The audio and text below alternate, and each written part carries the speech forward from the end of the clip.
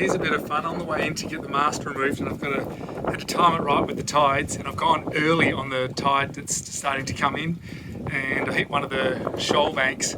So I'm just sitting here waiting for the tide to come in a bit. In fact, I think I'm moving again now. I might be able to start the engines up, but I can see where I've got to go. I was in the right spot, just the shoals keep moving. So there's some channel markers behind me. I can see a channel right next to them. So, but yeah, the tide's pretty low.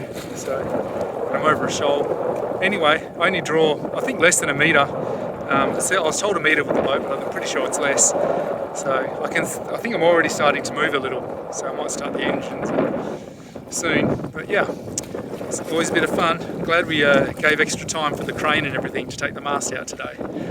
So anyway, I hope you guys are having a good one. At least it's nice and calm and flat when you're sitting on a muddy bottom.